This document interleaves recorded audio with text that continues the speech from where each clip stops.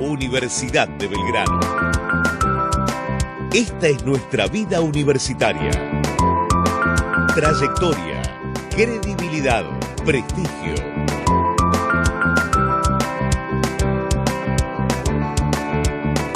Ciudadano del mundo.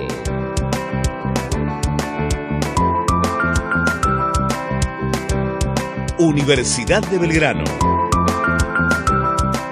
www.ub.edu.ar.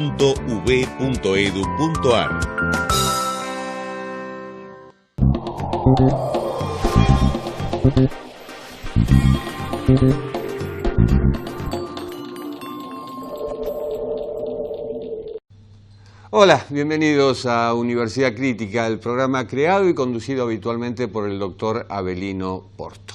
Cuarentena, día 100, 101, 102, perdimos la cuenta. No estábamos preparados y no estaba preparado ningún gobierno para enfrentar esta tragedia que nos pone en el ring a dos actores. Uno es la salud y la Organización Mundial de la Salud dice, ojo, ojo, no hay que descuidarse.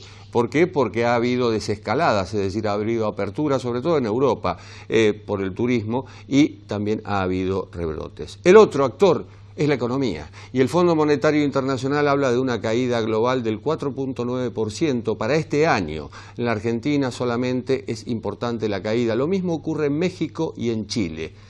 De esos tres países hablaremos en este ciclo, en Universidad Crítica. Luego de esta pausa con estos títulos.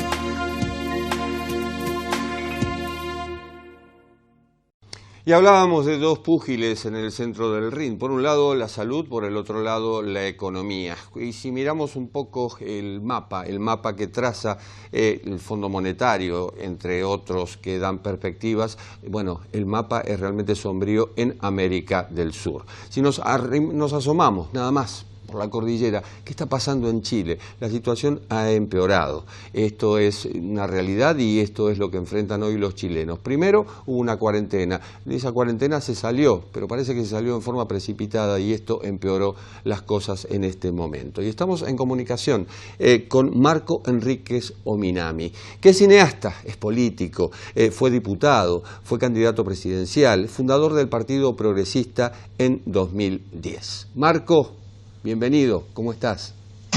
Encantado de estar contigo. Y además, bueno, uno de los fundadores del Grupo de Puebla con Alberto Fernández, me faltó en la presentación. Marco, ¿cómo está la situación en Chile? En lo sanitario muy complejo, porque este virus que tiene estos tres atributos que todos conocemos, amplitud de contagio, velocidad, letalidad, requiere un presidente fuerte, instituciones creíbles, una estructura social. Y Chile tiene un presidente impopular que ha cometido enormes errores de comunicación y de estrategia en lo sanitario, con cuarentenas dinámicas, vale decir flexibles, con el fin de la cuarentena anticipada equivocadamente. Dos, tienes instituciones políticas que están destruidas, la iglesia, los partidos políticos, el Congreso, los militares, los carabineros, la policía, con la popularidad de en torno al 1 y el 5%, para citar un promedio de encuestas. Y por último, una estructura social muy estresada, producto de las protestas de octubre, producto de un crecimiento mediocre en los últimos 2 años, producto de una América Latina que tú sabes mucho mejor porque te leo mucho, Jorge, una América Latina que va cayendo en productividad, competitividad, crecimiento. Entonces, el contexto es muy malo, en lo sanitario es pánico, no sabemos dónde está el virus, no hay acuerdo en la estrategia, el gobierno se empecina, se obsesiona con su estrategia, y una oposición estéril, y al frente un pueblo con hambre, con una pobreza que yo toda mi vida he denunciado como mucho más importante de lo que la élite quería ver. Por tanto, un momento durísimo para la sociedad chilena. ¿El gobierno subestimó la pandemia? Es difícil. Yo creo que el presidente de la República y su gobierno primero ven un Chile que muchos no vemos, y eso es lo que lo hace minoría, perdón. Ellos son una minoría, a pesar de haber ganado elecciones, porque hoy están completamente divorciados me carga, yo estudié filosofía, entonces esta idea de la realidad real es como estúpida, como frase, como palabra, como concepto, pero están muy divorciados de un Chile que básicamente tiene hacinamiento, una inmigración irregular masiva, un nivel de ingresos bajo por producto del modelo de desarrollo, que es un modelo exportador con poco valor agregado. Es una sociedad muy pobre, Chile, que tiene efectivamente atributos originales para América Latina: solvencia económica, ahorro fiscal, baja deuda pública, bajísima inflación. O sea, todo el maquillaje es seductor. Cuando tú raspas un poco, descubres una sociedad sobreendeudada, como te decía, niveles en la vivienda de pésima calidad, una educación muy mala, un sistema de salud precario, que además con el terremoto del 2010 se volvió a debilitar el sistema de salud chileno. Entonces, creo que el presidente está profundamente equivocado en el diagnóstico. Y después hablaremos seguramente de economía. Es muy ideológico, porque fíjate que Trump escucha demasiado poco la ciencia. Piñera la escucha demasiado. No cree en la experiencia, Sebastián Piñera. La experiencia argentina es importante, la experiencia europea es importante. Sebastián Piñera escucha demasiado a los científicos y demasiado poco a Chile, para decirlo de manera simple. A su vez, en lo económico es más de derecha que Trump. Trump hizo un paquete fiscal de 10, 12 puntos del PBI. Vizcarra, que no es el Che Guevara, 10 puntos, 12 puntos del PBI en Perú. Y Sebastián Piñera recién ahora está aflojando en un paquete de 2.5 del PBI anual, y todavía adentro son reasignaciones. Lo que quiero plantear es que es un presidente que a mi juicio está haciendo una política de derecha en un momento en que creo que el progresismo ha demostrado tener razón en su lógica de aproximación a este virus desconocido que va mutando. Y también creo que, por último, tampoco ha sido humanista en el sentido de empatizar con cómo enfrentar un virus que tiene en España 15 cepas, que en América Latina todavía no sabemos cuántos virus están dando, cuántas acepciones del virus hay. Frente a esa complejidad, el tipo está dogmático, y es muy duro el momento, porque agrega que cuando el árbitro no quiere arbitrar un partido no se puede jugar. Entonces es muy difícil la correlación, el debate político. Bueno, ha llamado la atención la línea de crédito que ha pedido el Fondo Monetario de 23.000 millones de dólares que se acordó a finales de mayo. Para ser preciso, no la pide el gobierno. Chile, dentro de las aplicaciones del consenso de Washington, que Chile aplicó con mucha velocidad y mucha firmeza en dictadura y después de la dictadura, lo que hace Chile básicamente es darle una enorme autonomía al Banco Central, una autonomía indiscutible y con funciones muy acotadas. El Banco Central, honrando su misión, lo que hace es precaverse de una posible dificultad y pide un crédito. No es para el gasto corriente del gobierno, o sea, es un tecnicismo, pero es importante. Yo creo que el gobierno de Chile, si me pregunta a mí, debiera escuchar al menos a una institución que no es santo ni devoción, que es el FMI. Pero el mismo FMI ha dicho públicamente, cristalina, búlgara, más bien conservadora, ha dicho públicamente, es la señora, gasten lo que haga falta, no escatimen, no ahorren ahora. Y Sebastián Piñera, yo te voy a decir las 3 razones por las cuales creo que hace eso el gobierno de Chile, que es una respuesta muy doméstica, pero puede ilustrar por qué hace lo que hace Bolsonaro o Trump, creo. Yo creo que Sebastián Piñera no quiere gastar más de lo prudente en su cabeza para que no se instale un debate fiscal, tributario, un impuesto. Porque hay mayoría en Chile para que haya impuesto a los ultra ricos. En segundo lugar, creo que Sebastián Piñera no quiere gastar los ahorros de Chile en esta temporada de vacas flacas, ahorros que son de los chilenos, que se hicieron para este momento. Creo que no lo hace porque no quiere que las agencias calificadoras de riesgo califiquen mal la economía chilena, que es una de las fortalezas de la vanidad chilena en nuestras calificadoras de riesgo, que nos califican bien, mucho mejor que el resto de los países. Eso afectaría a la economía, cierto, pero sobre todo a los grandes empresarios y, por tanto, a Sebastián Piñera, que es uno de los más ricos de Chile. Y tercer lugar, y ahí sí que soy más severo frente a este gobierno incompetente y a un presidente que yo califico y aquí me cuido más porque estoy en un medio argentino y es difícil criticar a tu presidente afuera, pero no puedo no hacerlo, porque sé que además hay muchos chilenos en Argentina y porque me da la gana finalmente. Creo que este inepto tiene algo más miserable en su cabeza, Jorge. Está guardando el dinero para las próximas elecciones, porque ahora vienen 15 elecciones en los próximos 15 meses. La Asamblea Constituyente, la primera de la historia de Chile, la primera de gobernadores, Chile no tiene federalismo, recuerda tú.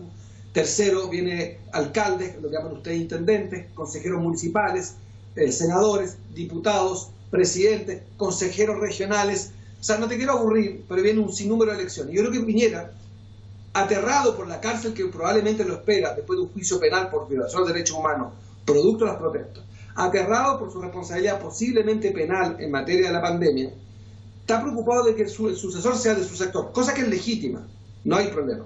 Lo que no es legítimo, a mi juicio, es una valoración política, no es penal, es política, y algo moral, es que creo que no tiene empatía, y está equivocado, y lo hablaremos, técnicamente, con una crisis de economía real, de oferta y demanda, hay que subsidiar la demanda. Creo que comete un error en el cuándo y en el cuánto. Tu partido, el Partido Progresista, ha pedido un gobierno de cohabitación. ¿Cómo cayó eso en el gobierno de Piñera? No, muy mal. Mira, yo tengo un mérito, dentro de todos mis defectos, que conozco la medalla de oro y las letrinas. Conozco el Olimpo y el leprosario de la popularidad. He sido el político más popular de mi país, por lejos, y he sido el más impopular por lejos. Por tanto, como un cardiograma, los chilenos me van castigando y premiando. Ayer, antes de hace 3 días, hice una propuesta en la que creo firmemente que creo que en Chile, al igual que en el resto de los países, pero más en Chile porque no tenemos federalismo ni la figura de vicepresidente, hay una concentración y tampoco tenemos mecanismos de democracia participativa, plebiscito, referéndum. Es una democracia que yo califico de monarquía napoleónica y borbónica. Y creo que este monarca, el presidente democráticamente electo, Sebastián Piñera, legítimo, que a mi juicio no gobierna democráticamente, pero eso es otro debate, pero tiene el derecho a cumplir su mandato de 4 años, y yo, tal como me ha dolido mucho en mi historia, lo pagué con exilio y con muertes, el fin del gobierno del socialista de Salvador Allende, creo en la democracia y creo que tiene que terminar su mandato legítimo Sebastián Piñera. Pero creo que no está en condiciones de gobernar, está en condiciones de reinar.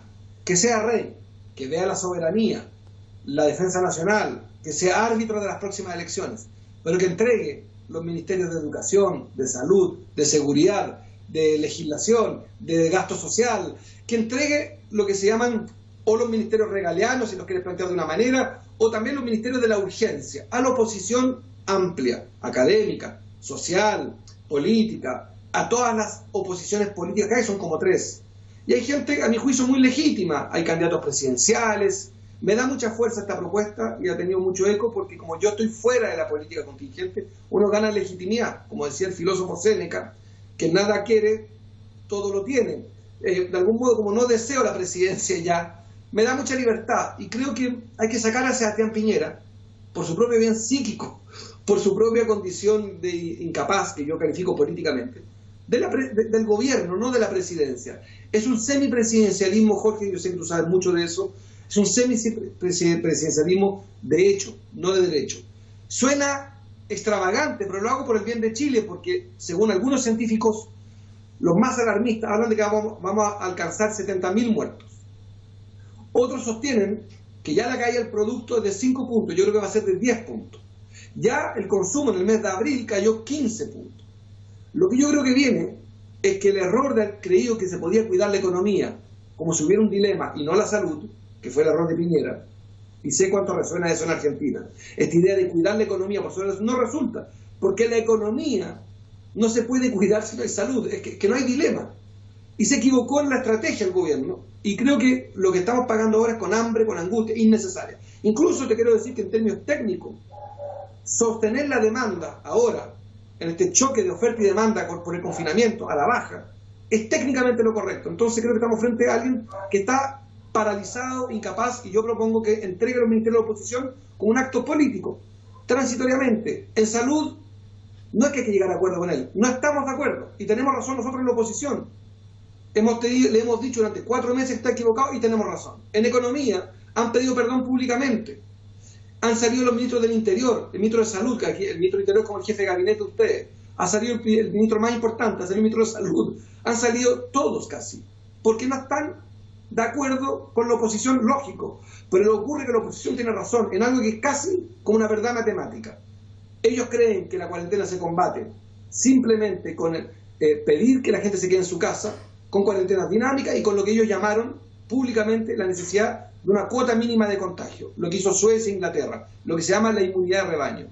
Nosotros creemos que no, y nos dio la razón la cantidad de muertos. Yo lo que digo es como una propuesta que causó irritación en la derecha, furia en los medios de comunicación, porque lo vieron como un golpe, todo lo contrario. Yo sostengo justamente, y aquí termino, como lo que yo viví en el exilio, lo vi personalmente, la cohabitación francesa. Un presidente socialista tuvo un primer ministro de derecha. Existe en el derecho, hagámoslo de hecho. Antes de la pandemia, convulsión social, se llega al acuerdo para redactar una nueva constitución, o mejor dicho, votar el plebiscito para redactar la nueva constitución, previsto para el 26 de abril. Se posterga ahora para el 25 de octubre. ¿Cómo vislumbrás que va a ser ese proceso? Yo creo que los problemas de la democracia se resuelven con más democracia. Y los problemas de Chile son problemas de democracia política, democracia económica, democracia social. Chile es la economía más desigual de América Latina junto a México. Chile fue capaz de derrotar la pobreza como pocas otras economías de manera acelerada, con una estrategia que a mí me pareció exagerada. No cuidó la industria, abrió demasiado su economía sin resguardar lo poco nacional. Pero es una discusión que incluso yo podría perder, de que era muy difícil con Argentina y Brasil, sin mirar hacia Chile, que Chile existiera en un concierto de comercio intrarregional el año 90. Yo entendí el principio, comparto la idea de que Chile tenía que tener una estrategia propia. Me parece que se equivocaron porque eso que era una necesidad lo transformaron en virtud y lo extendieron a lo político, a la salud, a la frontera. Me pareció un error que Chile se aislara de América Latina. Dicho esto, creo que las elecciones que vienen en Chile son una oportunidad, no son una garantía, de que le devolvamos al modelo de desarrollo algunos principios de sentido común en la Argentina. La salud pública como un derecho, no como un tema de acceso. La educación pública, el conocimiento de acceso universal y gratuito. En Chile las universidades públicas son pagadas y son tan caras como las privadas. Yo creo que la Asamblea Constituyente es un camino fantástico, pero no es la garantía. Vamos a enfrentarnos en las elecciones a dos problemas, uno concreto, la salud, cómo hacer elecciones o campaña, que es más complejo que las elecciones en pandemia. Dos, yo creo que la derecha en eso va a ser astuta, va a plantear que la constituyente no garantiza prosperidad económica. Y nosotros vamos a tener que hacer la vuelta larga a la izquierda, a los progresistas, para explicar que en realidad un buen texto constitucional significa cohesión social, si hay cohesión la economía funciona. Bueno, como tú sabes, estos discursos alambicados, te lo dice un ex candidato con alguna experiencia, no son masivos. Vamos a tener que hacer un esfuerzo doble de creatividad para asociar Asamblea Constituyente a prosperidad económica, porque Chile es territorio de economistas. Chile no es territorio de humanistas, es territorio de economistas. La economía se comió todos los ministerios, todos vistos desde una lógica, y esa a mi juicio es la que está en lo sustantivo, irritando a los chilenos, porque no entienden cómo hay un transporte privado con subsidio público, universidades públicas que cobran como las privadas. No entienden entonces cuál es el rol del Estado. ¿Por qué? ¿Qué me hace chileno? Salvo hablar con un acento distinto al argentino. ¿Cuál es mi singularidad? ¿Qué me aporta el Estado? No, el Estado te dice yo lo mínimo.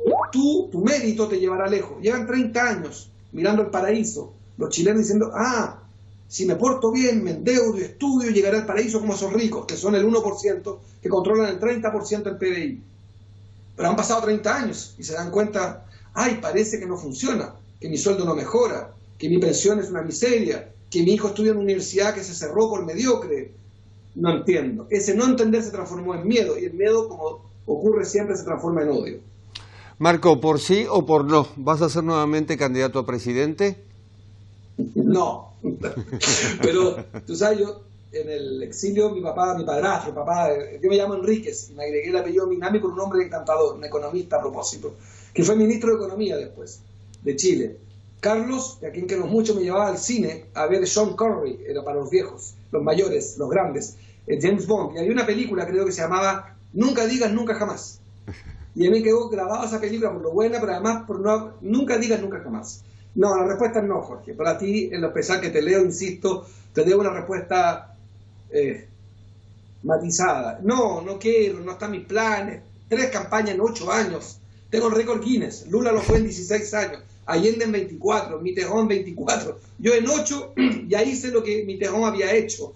O sea, siento que debo acompañar el proceso y me da mucha libertad dar esta entrevista desde otra posición, no desde la seducción electoral. Bueno, nunca digas nunca jamás. Gracias, Marco. Un abrazo, querido Jorge. Un abrazo. Éxito. Gracias. Pausa, volvemos.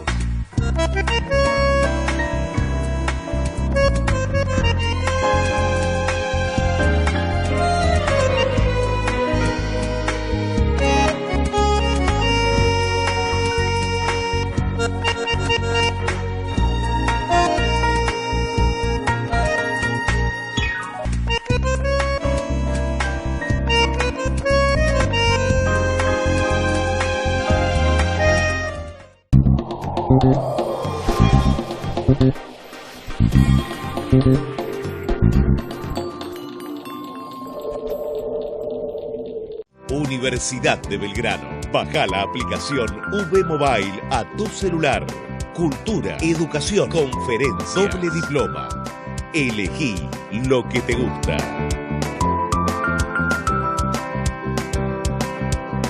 Formamos ciudadanos del mundo.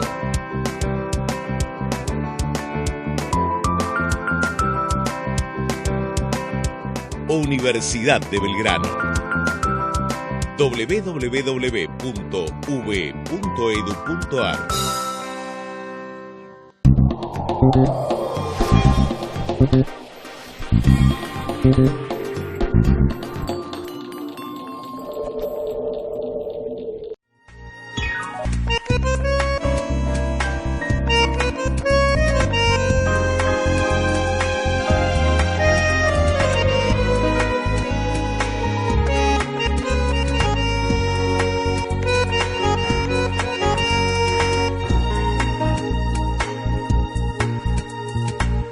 ¿Cómo amortiguar la propagación de los contagios? ¿Cómo paliar esta situación? Bueno, hay más restricciones. Esto es lo que está ocurriendo en Argentina, sobre todo en el área metropolitana de Buenos Aires. Ya es muy difícil hablar de la ciudad de Buenos Aires y del Gran Buenos Aires. En realidad es un área y esa misma área está padeciendo el mismo flagelo, que es la pandemia. Vamos a preguntar a Gustavo Pose, al intendente de San Isidro. ¿Cómo está? Intendente. Jorge, buenas noches. Estamos hablando justamente del AMBA. Nunca antes, Alfonsín fue el que crea el concepto de lo del AMBA, pero nunca antes en toda su extensión fue operativo esto de ciudad, Gran Buenos Aires y regir bajo concepto de nacional, ¿no? La verdad es la situación ya tiene que ver con restricciones en fase 1 y tiene que ver porque la tendencia, la duplicación de casos se producen cada vez en menor cantidad de días, porque la variación de un día al otro es de más del 20%, porque el 93% de los casos del país son en el AMBA, y entonces requirió lamentablemente de las restricciones que conocemos, restricciones que son muy fuertes, sobre todo en lo que tiene que ver con el transporte público de pasajeros.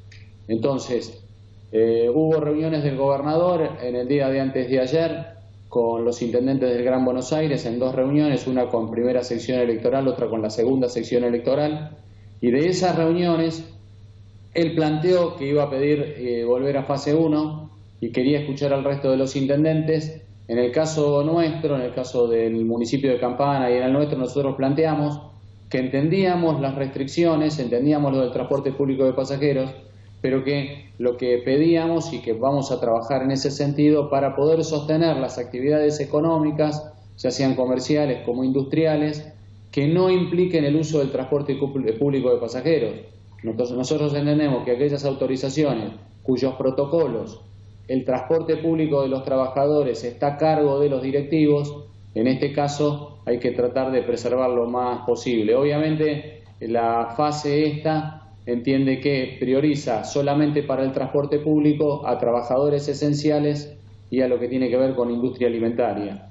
En el caso de lo de San Isidro es un lugar de baja densidad poblacional porque acá no se autorizan edificios, razón por la cual además nosotros vamos a mantener que la gente, como lo hizo siempre, pueda circular alrededor de sus manzanas, que el aire libre siga siendo un concepto de higiene de salud mental. Así que, bueno, tienen que convivir las dos situaciones, que es la de la cuarentena en fase 1, pero por el otro lado, preservar fuentes de trabajo y calidad de vida. ¿Se ha hecho lo suficiente en estos 3 meses? Sí, se usó mucho el tiempo para, sobre todo la provincia de Buenos Aires, que es la que históricamente está más afectada por un sistema de salud que realmente es malo o ausente. Se avanzó mucho para poder dar lugar a cuando sea el punto del pico final o el pico más importante, pueda haber atención para los bonaerenses. Lo digo desde un lugar como es el caso de San Isidro, donde la totalidad del sistema de salud pública es municipal, acompañado por un polo de salud que conformamos con el resto de las clínicas de las prepagas y las clínicas independientes. Y San Isidro tiene 3 hospitales municipales, 14 centros de atención primaria de salud, programas muy fuertes, muy intensos respecto de la detección del COVID-19 en geriátricos, en zonas de asentamiento, etcétera. Pero aún desde este lugar, con tanta infraestructura y con tanta preacción, lo que nosotros decimos es que la situación es suficientemente grave como para... La verdad ya no es una cuestión de gobiernos, no es una cuestión de presidente, gobernador, jefe de la ciudad, intendentes, etcétera. También es lo que puede cambiar o atenuar esta tendencia que ya no es en realidad es una J, la manera en que va subiendo. Lo que puede cambiar también es la modificación de la idiosincrasia de la gente, ¿no? Que hay una parte de la sociedad, nadie está en condiciones de tirar la primera piedra ni desde la provincia ni desde la ciudad, pero hay una parte de nuestros compatriotas que no entienden la gravedad del asunto y siempre hicieron una vida absolutamente normal. ¿Qué me dice de la reticencia de algunos intendentes de la provincia de Buenos Aires a recibir pacientes de otros partidos? Estamos hablando de intendentes del interior de la provincia de Buenos Aires que para ellos es muy difícil que su comunidad les permita el ingreso de pacientes con COVID, aun cuando es para camas leves. Cuando se dé el pico, las leyes sanitarias nacionales se van a imponer a todo, pero creo que hay que respetar las autonomías municipales de aquellos municipios que pudieron llegar a situaciones donde por ahora tienen muy pocos o tienen 0 casos de COVID, entonces no van a admitir sus vecinos que los intendentes permitan la llegada de pacientes con COVID del Gran Buenos Aires, y esto es natural. Es decir, ¿usted está de acuerdo con esa posición? Yo debo sostener a mis colegas de todos los partidos políticos respecto de las cuestiones de las autonomías municipales. En mi lugar tengo una posición que es la de trabajar en red, pero si alguien en el interior de la provincia de Buenos Aires logró estar en 0 paciente, es muy difícil estar en contra de sus propios vecinos, que son los que no le van a permitir el ingreso a los accesos de pacientes con COVID. ¿Y qué pasaría si en lugar de pacientes con COVID fueran trasladados otros pacientes? Porque sigue habiendo otras enfermedades, otras patologías, otros pacientes que no tengan COVID, de modo de tratar de ocupar las camas necesarias en la zona correspondiente, en el Gran Buenos Aires en este caso. El conflicto se da para los convenios de camas leves, no para uso hospitalario. En realidad, el interior de la provincia de Buenos Aires es bastante insuficiente también respecto de la presencia hospitalaria. Hay gran esfuerzo de los intendentes en los establecimientos municipales y históricamente una mala presencia de los establecimientos provinciales. Intendente, tuvimos un caso de confinamiento en el Barrio Azul, en el límite entre Quilmes y Avellaneda, a raíz de casos de COVID-19. De darse esto en San Isidro, ¿usted estaría de acuerdo con adoptar una medida similar? No, acá nunca se va a dar eso porque con mucha anterioridad se trabaja foco por foco adentro de cada uno de los asentamientos. Los asentamientos aparte son muy chicos Y acá, habiéndose relevado al día de hoy 26.000 personas en lugares de asentamiento, en lugares vulnerables, etcétera, escasamente 100 personas fueron hisopadas, y de las 100 personas el 70% dio positivo. Pero esto es porque nosotros con mucha anterioridad venimos trabajando, y además les digo, en las villas de emergencia ellos no viajaron a ningún país con COVID. San Isidro, lo doy como ejemplo de la zona norte, ¿no? En San Isidro llegaron en 2 meses y medio 6.100 vecinos nuestros de lugares con COVID, básicamente de Estados Unidos y de Europa. Entonces, digo, el problema no es en las villas. Yo tuve que cuidar a las villas de que no fueran contaminados por los otros.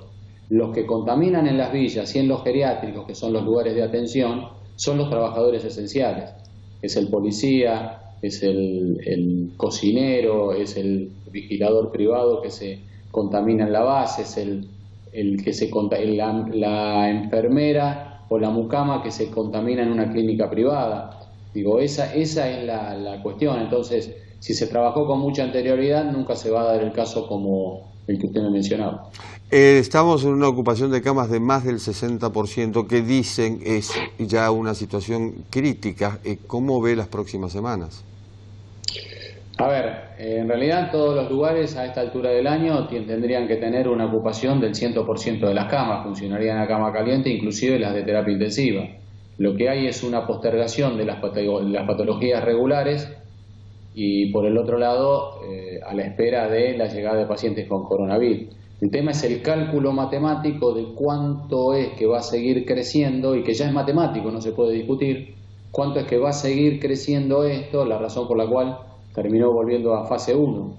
Entonces, en el caso de lo de San Isidro, nosotros tenemos 3 hospitales, y lo que vemos es que todavía tenemos un margen muy, muy grande hasta la llegada de los pacientes regulares y los pacientes con COVID. Ahora, sí es una situación rara, ¿no? Parte de los hospitales en todos lados vacíos, parte de las clínicas vacías, y por el otro lado, la emergencia de lo que ciertamente se viene. Los testeos, primero, ¿son eficaces? Segundo, ¿son efectivos? Tercero, ¿son suficientes? Se utiliza con un solo síntoma para geriátricos, asentamientos, trabajadores de la salud, trabajadores esenciales. Con un solo síntoma se realiza el testeo.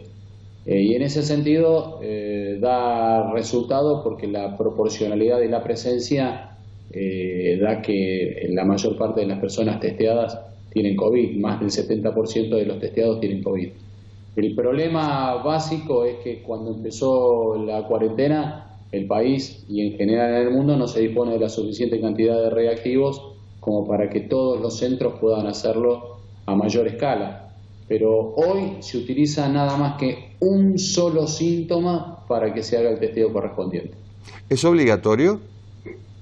¿Cómo? ¿Es obligatorio para una persona que estuvo cerca de alguien que padezca esta enfermedad? Sí, es obligatorio. Es obligatorio, y además es obligatorio. Acá, insisto, hay una parte que es el tema. Si hay gente que, si pudiese, cualquiera el sector social, el que pudiese, organizaría un casamiento de primera, y otro que tal vez están tomando mate juntos. O sea, no toman conciencia, y llegado el momento de que tienen que realizar el hisopado, muchas veces se tiene que hacer, en algunos de los casos, con la fuerza pública, porque debe ser de esa manera. ¿Han llegado a ese extremo? Sí, hubo casos. Acá para sostener la situación, y yo estoy ultra agradecido con la totalidad de los vecinos, pero acá hubo casos de decomiso de automotores, hubo casos de judicialización de las personas, hasta que entiendan. Muchas veces se dice, bueno, se labraron tantas multas o actas, se secuestraron vehículos y demás. La pregunta es si son efectivos realmente, si eso moviliza o concientiza a la población sobre el peligro que estamos viviendo. Yo creo que sí. Lamentablemente también creo que va a haber una fuerte modificación de conductas cuando ya sea absolutamente irreversible. Lo que va a cambiar la visión de la gente es la presencia de cadáveres, pero cuando ya hay presencia de cadáveres quiere decir que es infrenable la situación. Esta es una de las cosas que uno más aprende, que es que la decisión que se toma hoy está 15 días o 3 semanas atrasada, porque la invisibilidad del conflicto no sé, hoy se sacan cálculos matemáticos, pero también ese cálculo matemático hay que sacarle la velocidad de la evolución y también el atraso de que en el momento que se está haciendo el cálculo matemático se está con un atraso de por lo menos 2 semanas respecto de la evolución del virus. Quizá tantos días de confinamiento, y no los cuestiono, hayan llevado a la gente a relajarse un poco y decir, bueno, ya pasó. Es que este es el peor momento, lamentablemente es el peor momento, así que no se ve una solución respecto de lo que ya pasó. Creo que todos tenemos en la cercanía gente que ha resultado con COVID, con lo cual el sentido común dice que es el momento más grave que cualquiera que podemos tener delante, razón por la cual esta es la nota es a través de una videoconferencia. Si no, para mí y para usted sería seguramente un gusto poder hacerlo de manera presencial. Pero hoy ya no sabes al que tenés delante si vos o él son los que tienen COVID. Gustavo Pose, intendente de San Isidro, muchas gracias. Gracias, Jorge Elías, gracias por la atención. Un gusto. Pausa, volvemos.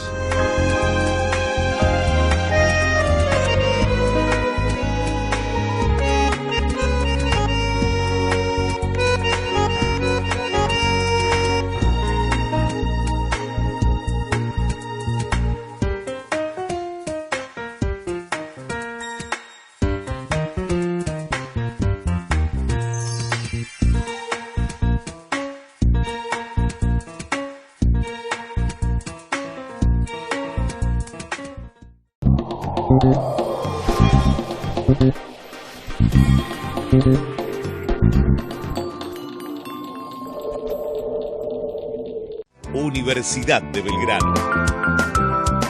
Esta es nuestra vida universitaria. Trayectoria, credibilidad, prestigio.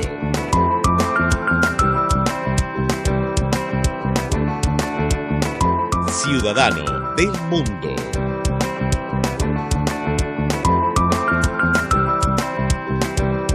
Universidad de Belgrano. www.ub.edu.ar.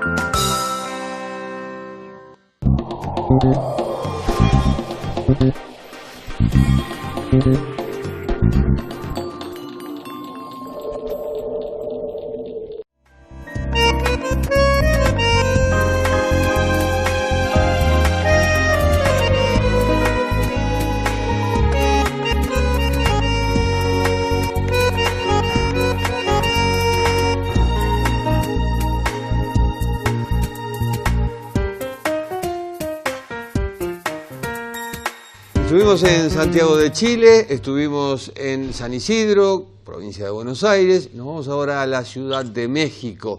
Allí hubo un sismo, por fortuna, de escasa magnitud, sí, en Oaxaca, el epicentro, pero hay otro sismo. El otro sismo es el del COVID-19 y cómo lo enfrenta Andrés Manuel López Obrador, el presidente. Y estamos en contacto con José Carreño Figueras, que es analista político, es columnista del Heraldo de México y por sobre todas las cosas es un amigo. Pepe, ¿cómo estás? Bien, Jorge, muchas gracias y espero que tú y los tuyos estén igualmente bien. Muchas gracias.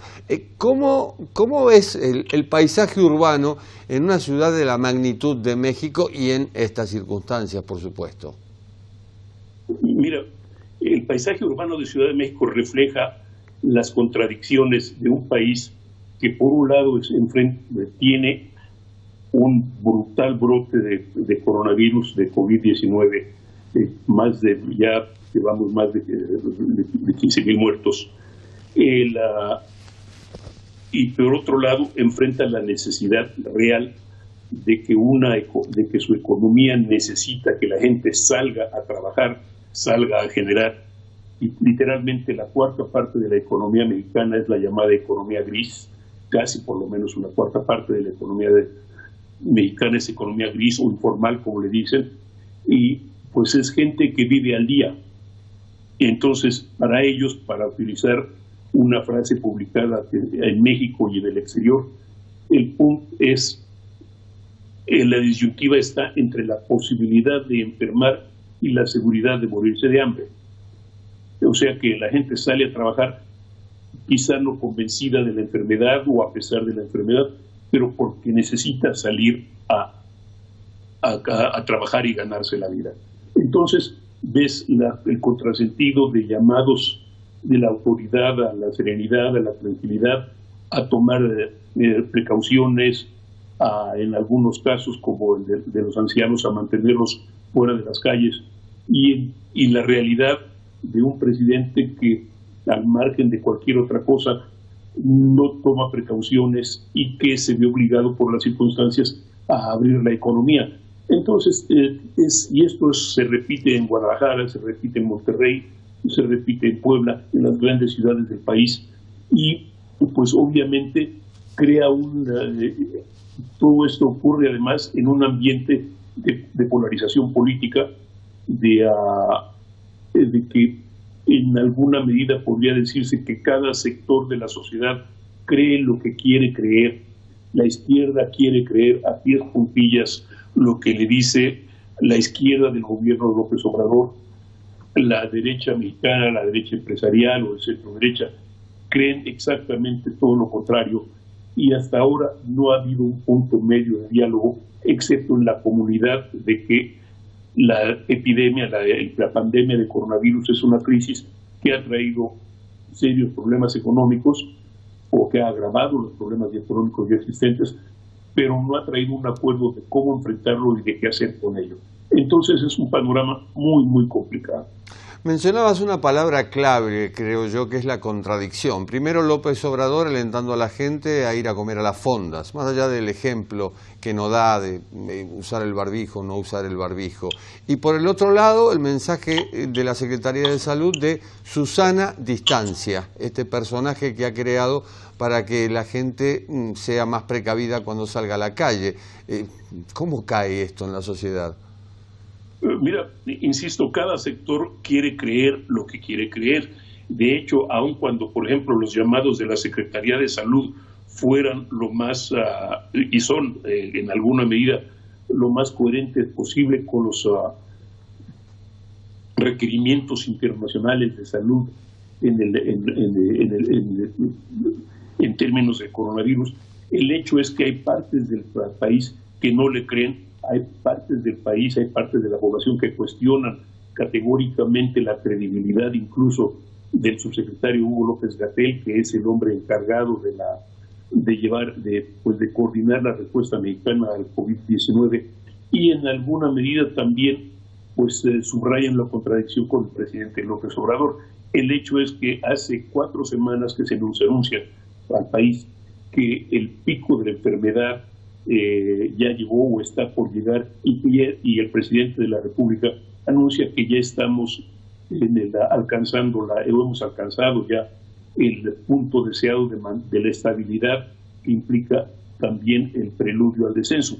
El hecho es que todos los días hay muertos de coronavirus, hay muertos por COVID, hay confusión en cuanto a la situación, y esa confusión incluye o añade, si se quiere decir, agrega al problema político, al problema económico en el país.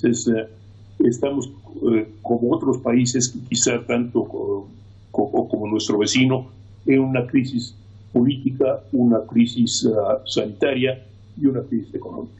Hablábamos de la contradicción, fuiste durante más de 20 años corresponsal en Washington, conocés como pocos la política de Estados Unidos, y hablando de esta contradicción, ¿cómo se explica la relación entre Donald Trump y Andrés Manuel López Obrador después de que Donald Trump hizo campaña prácticamente no contra México solo, sino contra los mexicanos para ganar las elecciones en 2016 y ahora va por la reelección? Mira, yo creo que en este caso estamos hablando de dos personas que se necesitan. Primero, históricamente hay que decir que a los Estados Unidos lo que les interesa particularmente es tener un vecino estable en la frontera, no tener problemas en su frontera, la frontera no sobre México o respecto a México, simplemente no quieren problemas en la frontera, y si el gobierno es de izquierda o de derecha no les preocupa. Es para utilizar frases del senador Marco Rubio, mientras sepan que el éxito del gobierno está en la relación con los Estados Unidos, o en una buena relación con los Estados Unidos, pues no hay ningún problema. Ahora, dicho eso, pues tienes a un presidente, López Obrador, que ha tenido un enorme cuidado en el manejo de su relación con Estados Unidos, ha tratado de no contradecir, de no contrariar directamente al presidente Trump en ninguna forma, ha tratado de ser muy cuidadoso en sus expresiones respecto a Estados Unidos y Trump, cosa que no ha hecho respecto a otros gobiernos y otros países. Y al mismo tiempo, el presidente Trump también ya se dio cuenta de que México es un país importante para los Estados Unidos en términos comerciales, en términos económicos, en términos geopolíticos, y parte de su, aparentemente, al menos parte no tiene problema con la idea de poner un muro en la frontera con México, que ya no insiste que México va a pagar, no tiene problema con la idea de deportar indocumentados mexicanos o cerrar la frontera a migrantes de otros países, porque a final de cuentas tiene a su amigo Andrés Manuel López Obrador, que es fantástico y que ha puesto a miles de hombres del ejército mexicano y de la Guardia Nacional a tratar de impedir el paso de los inmigrantes centroamericanos en ruta hacia Estados Unidos, y en alguna medida lo ha logrado. Entonces tienes dos presidentes, ya se puede decir, cada uno es populista, los dos desafían las tradiciones, los dos desafían las costumbres, y por ello pues parecen llevarse bien, o parecen hasta ahora tener una muy buena relación. ¿Cuánto tiempo va a durar eso? No lo sé, pero los dos son como dos gallos de pelea que en alguna forma están girando alrededor del otro y no atacándose porque saben, o porque tal vez por la conciencia de que se pueden lastimar, o que lo que hagan puede lastimar al otro y va a redundar en su propio problema. En este caso, algunos piensan que que el presidente López Obrador cometería un error si viajara a Estados Unidos en julio, así sea para el inicio del tratado del nuevo acuerdo de libre comercio,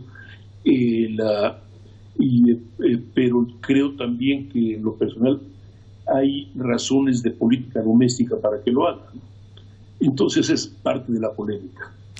Trump está cayendo en las encuestas, al menos en las encuestas de voto directo, que ya sabemos que no son las que valen en Estados Unidos, pero también hay un índice de desempleo importante, 4,8 es lo que se necesita para ser reelegido, y hoy estamos hablando de 13%. A esto sumémosle George Floyd, es decir, las manifestaciones y demás. ¿Cómo ves las posibilidades de que Trump sea reelegido en noviembre?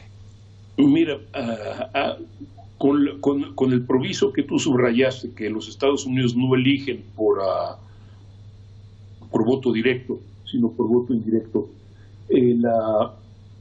faltan 4 meses para las elecciones y muchas cosas pueden ocurrir. Se habla ya de un principio de recuperación económica que puede tener un peso considerable. El presidente Trump está dispuesto a utilizar todos los argumentos posibles, me refiero al racial, al político, ideológico, valga la expresión, al temor, al temor a los indocumentados, al temor a los motines de personas de afroamericanos o incluso de mexicoamericanos o hispanoamericanos, al temor al comunismo, el temor a China, la preocupación por el comercio internacional para justificar su reelección. Creo que tiene más posibilidades de los que se cree, pero no estoy seguro de que esta vez lo logre. ¿Y los demócratas? El problema es que esta es un referendo en torno a Donald Trump. Los demócratas todavía tienen que dar argumentos, no solo para canalizar en su favor el descontento contra Trump, que es mayoritario, sino para que los descontentos vayan a las urnas, voten por ellos, especialmente en los llamados estados bisagra, estados como Florida, Arizona, Ohio, Wisconsin, que son los que en alguna medida le dieron el triunfo a Trump hace 4 años, y que si los demócratas no rescatan, le pueden repetir la dosis esta vez a Biden. Joe Biden es un buen hombre, es un buen político, tú y yo lo hemos visto en acción, pero no es un hombre carismático. Trump tiene carisma, y ese es el problema. ¿Y qué me decís de Andrés Manuel López Obrador? ¿Es una suerte de Trump mexicano? Te digo más que todo por la política de provocación. Mira, un muy buen periodista mexicano, Jorge Cepeda, señala que en alguna medida López Obrador se ha convertido en su peor enemigo, porque él, a base de pelearse, a base de buscar choques con con grupos sociales que no votaron por él, pues en realidad ha llevado a su enemistad y a tener y a evitar y a negar puentes de comunicación. López Obrador es un populista puro. Muchos creemos que sigue en campaña electoral, infortunadamente, porque ya es el presidente.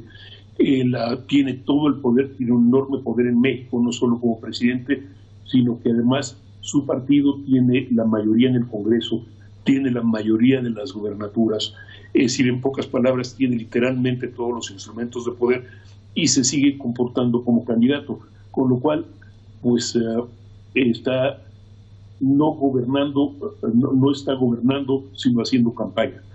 Y en ese sentido se parece a Trump.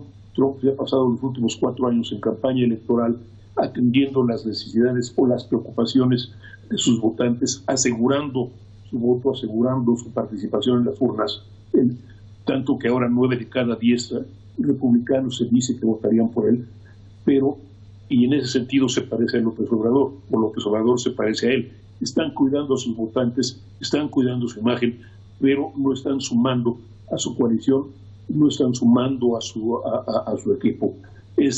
Yo creo que esa es una comparación justa, guardando distancias, guardando características de los países muy en mente, ¿no?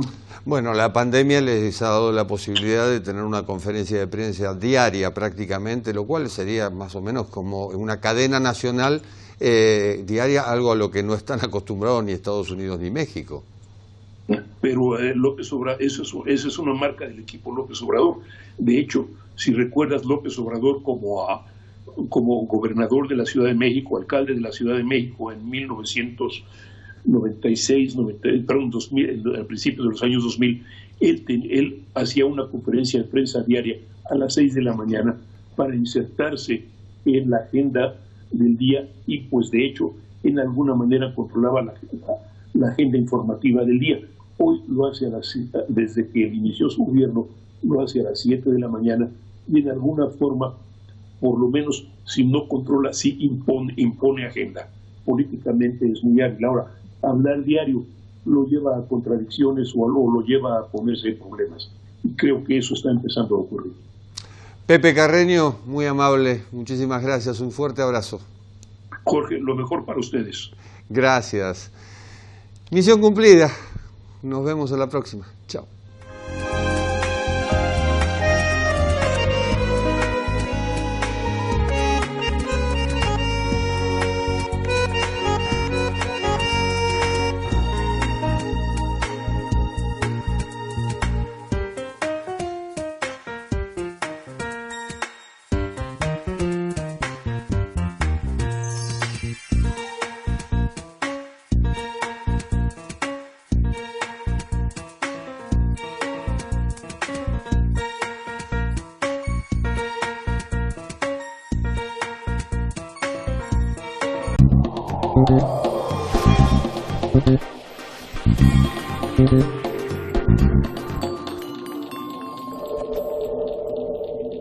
Universidad de Belgrano. Baja la aplicación V Mobile a tu celular. Cultura, educación, conferencias, doble diploma. Elegí lo que te gusta.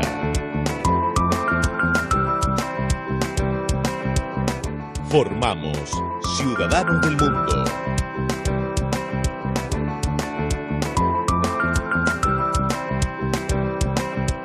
Universidad de Belgrano. www.ub.edu.ar.